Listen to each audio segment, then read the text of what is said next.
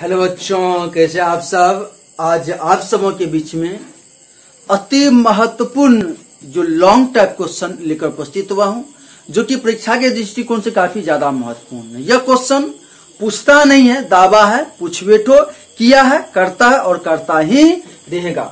तो कहता कर दिखाओ ऐसा, सब करना चाहे आपके जैसा। ऐसा कीजिए कि आपका नकल करने के लिए दूसरा भी क्या करे, चाहे। तो चलिए आज का जो टॉपिक्स है उस टॉपिक्स की तरफ बढ़ते हैं। आज का टॉपिक्स जो होगा वो लॉन्ग टाइप क्वेश्चन में कई बार पूछा गया है, उस चीज का हम लोग देखेंगे और समझने का प्रयास करेंगे। यदि कहीं भी यदि आपको दिक्कत लगे तो आप कमेंट्स कीजिए और उसका हम लोग सोल्यूशन हम लोग करने का प्रयास करेंगे। चलिए क्वेश्चन हम लोग देखते हैं। तो किसी विद्युत द्विध्रुव के कारण, तो किसी विद्युत द्विध्रुव के कारण अक्षीय रेखा के किसी बिंदु पर, किसी विद्युत द्विध्रुव के कारण अक्षीय रेखा किसी बिंदु पर विद्युत क्षेत्र की तीव्रता का व्यंजक प्राप्त कर। यह प्यारे बच्चों क्वेश्चन पूछा नहीं जाता है, यह क्वेश्चन पूछ बैठो, किया है और उम्मीद रखते हैं अगले वर्ष भी पूछेंगे और प्रयास है तो आप लोग मेरे साथ बने रहिएगा। चलिए क्वेश्चन का है कि किसी विद्युत द्विध्रुव। तो प्यारे बच्चों हम लोग पढ़ के आए हैं कि विद्युत द्विध्रुव होता है क्या। तो कह रहे हैं समान परिमाण एवं विपरीत प्रकृति के दो आवेश यदि अल्प दूरी पर स्थित हो, कौन दूरी पर स्थित हो, अल्प दूरी पर स्थित हो, तब इस निकाय को क्या कहते हैं, विद्युत द्विध्रुव कहते हैं। तो चलिए मान लेते हैं कि एक आवेश यहाँ पे माइनस क्यू है, एक आवेश क्या है, प्लस क्यू है। बीच में मिड पॉइंट जो है वह यह क्या है, 0 है, यह ए है और यह क्या है, बी है। यहाँ से इसकी दूरी कितना है, एल है और इधर दूरी क्या है, एल है। तो कह सकते हैं टोटल दूरी कितना हो जाएगा, 2l है। तो कह रहा किसी विद्युत द्विध्रुव, तो किसी विद्युत द्विध्रुव बना लिए के कारण अक्षीय, यहाँ पे होता अक्षीय निरक्षीय, दो गो रेखा हम लोग जानेंगे। अक्षीय जो पृथ्वी तल के समांतर जो रेखा होगा उस रेखा को क्या कहेंगे, अक्षीय रेखा कहेंगे। निरक्षीय जो रेखा लंबवत होगा, मतलब जो ऊपर नीचे खड़ा होगा उस रेखा को रेखा कहेंगे, तो निरीक्षीय रेखा। तो मान लेते हैं कि अक्षीय रेखा के अंतर्गत या मध्य बिंदु O से स्मॉल r दूरी पर अक्षीय रेखा में P एक क्या है, बिंदु है। तो P एक बिंदु है तो यहाँ पे क्या होगा, तो यहाँ पे जांच धन आवेश जो है वह पॉजिटिव रहेगा। तो यह पॉजिटिव, यह पॉजिटिव, पॉजिटिव पॉजिटिव क्या करेगा, रिपल्सन करेगा। तो यह जो इस या रिपल्सन किया, इसको मान लेते हैं हम लोग क्या, E2। ये इसको पहला आवेश मानेंगे, इसको दूसरा आवेश।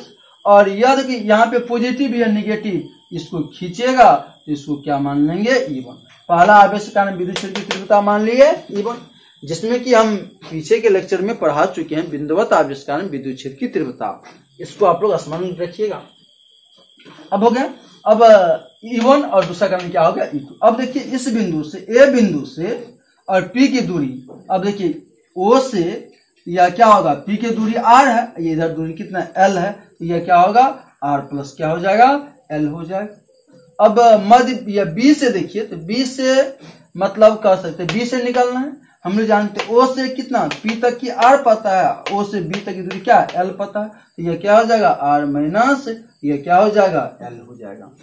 तो इस सब सवाल में आप लोग चित्र थोड़ा ध्यान दीजिएगा। अब देखिए चित्र में क्या मानेंगे, सवाल का जो हम लोग वर्णन करेंगे कैसे मानेंगे। माना कि ए बी एक विद्युत द्विध्रुव है जिस पर आवेश क्रमशः माइनस क्यू और प्लस क्यू है। विद्युत द्विध्रुव के बीच की न्यूनतम दूरी 2l है। तो विद्युत द्विध्रुव के मध्य बिंदु O से स्मॉल r दूरी पर P एक बिंदु है, P एक बिंदु है जहां पर परिणामी विद्युत क्षेत्र की तीव्रता ज्ञात करना है। तो क्या मानेंगे, ध्यान दीजिएगा आप लोग। तो मान लेंगे, माना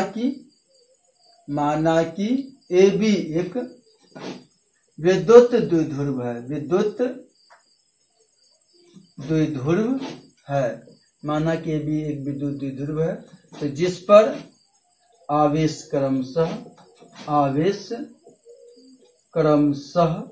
प्लस क्यू एवं माइनस क्यू है, जिस पर आवेश क्रमशः प्लस क्यू एवं माइनस क्यू है। विद्युत द्विध्रुव के बीच की विद्युत द्विध्रुव के बीच की न्यूनतम दूरी 2L है। तो विद्युत द्विध्रुव के बीच की न्यूनतम दूरी क्या है? 2L है। विद्युत द्विध्रुव के मध्य बिंदु विद्युत द्विध्रुव के मध्य बिंदु O से स्मॉल r दूरी पर P एक बिंदु है। तो मान लिया कि मध्य बिंदु से स्मॉल r दूरी पर P एक बिंदु है, जहां पर विद्युत द्विध्रुव के कारण विद्युत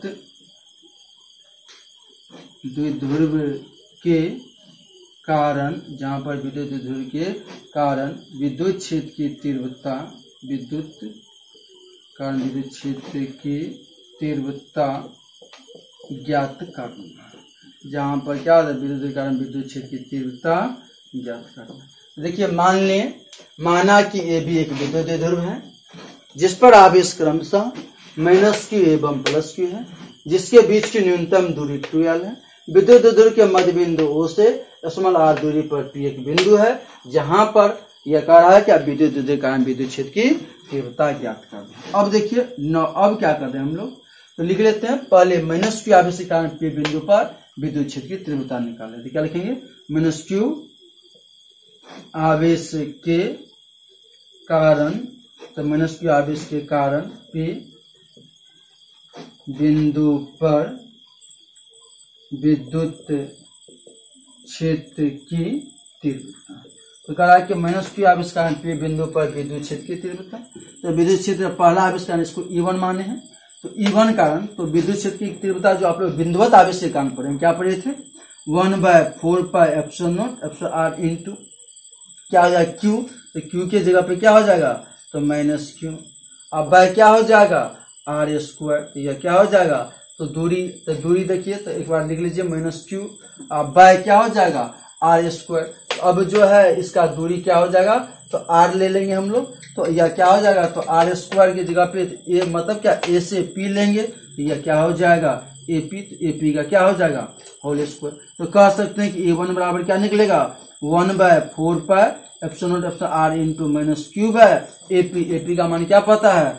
r प्लस L का क्या हो जाएगा? Whole square. इसको क्या मान लेंगे? समीकरण हम लोग 1 मान लेंगे। तो इसमें आप लोग जो इसको हम लोग क्या मान लेंगे? समीकरण 1 मान लेंगे। अब इसी तरह हम क्या लिखेंगे? अब जाते हैं कि इसी प्रकार तो प्लस क्यू आवेश के कारण P बिंदु पर विद्युत क्षेत्र की तीव्रता। इसी प्रकार आ जाते हैं P बिंदु पर क्या? विद्युत क्षेत्र की तीव्रता। तो अब दूसरा आवेश कारण हो गया, तो दूसरा आवेश कारण इसको क्या मान लेंगे हम लोग? E2 मान लेंगे। E2 बराबर क्या निकलेगा? 1/4 pi epsilon not epsilon r into Q। तो क्या होगा? प्लस Q दूरी, तो B से P यह क्या हो जाएगा? तो BP का होल स्क्वायर हो जाएगा। इसका आप लोग शॉर्ट स्क्रीन ले लीजिए, क्योंकि हम ऊपर से मिटा के फिर आगे बढ़ाएंगे।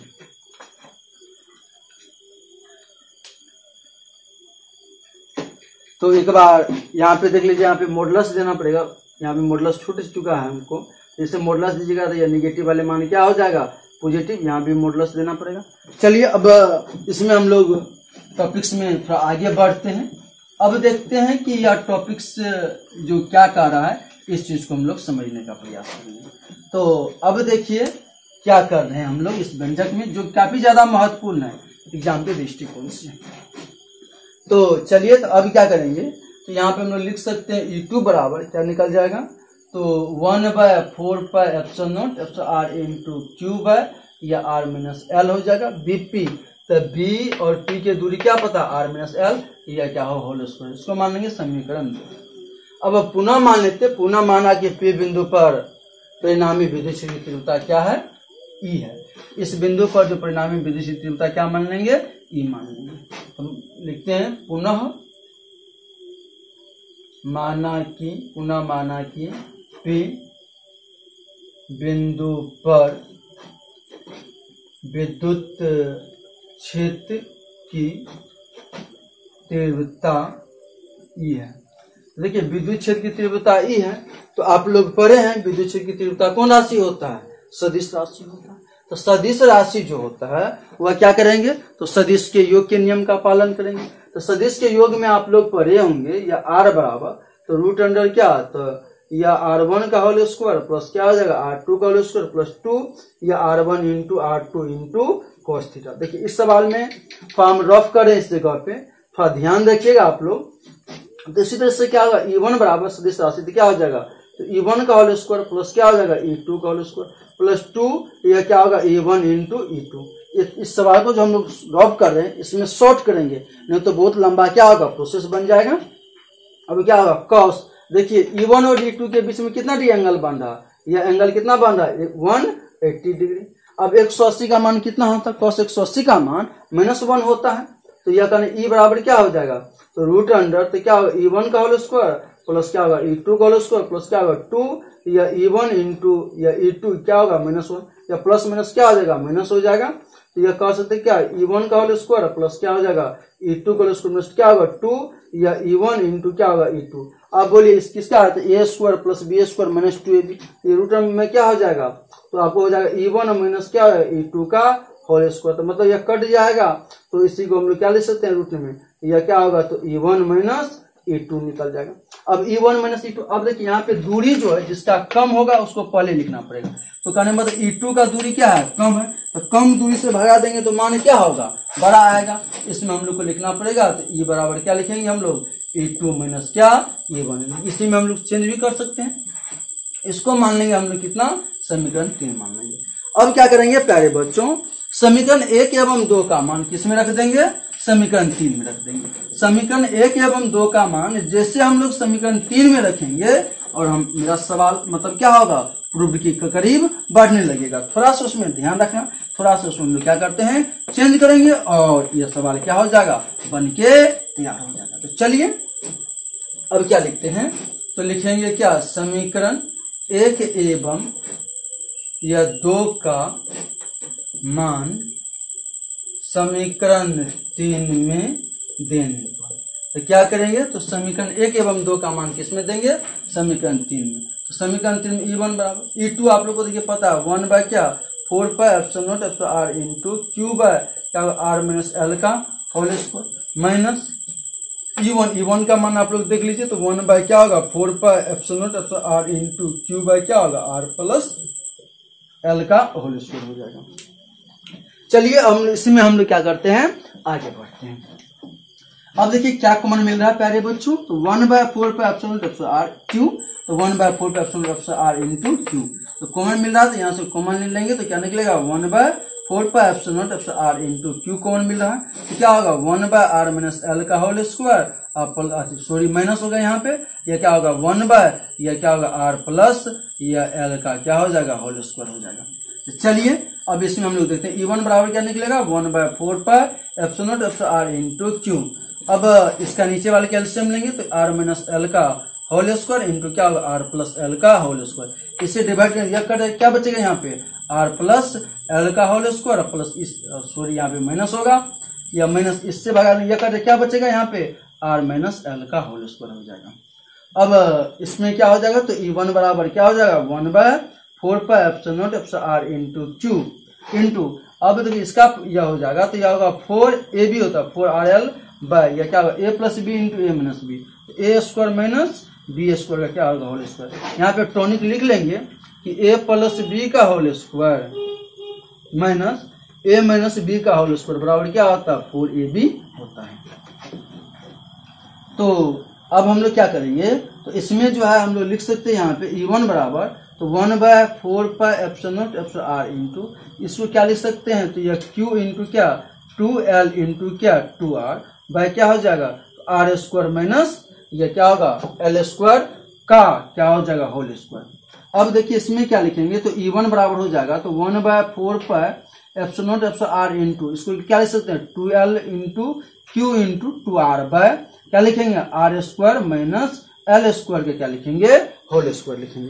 तो चलिए इसी में हम लोग टॉपिक को थोड़ा आगे बढ़ाते हैं।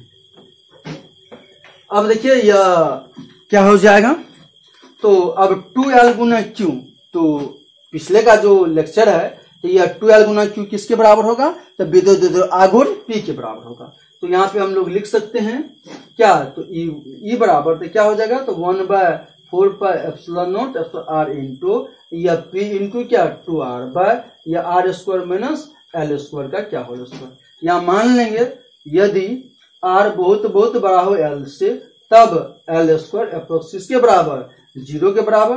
तो कहने मतलब E1 बराबर क्या निकलेगा 1/4 pi epsilon not epsilon r into यह क्या, तो P इंटू 2R बाय यह क्या होगा R स्क्वायर माइनस 0 का क्या हो जाएगा होल स्क्वायर।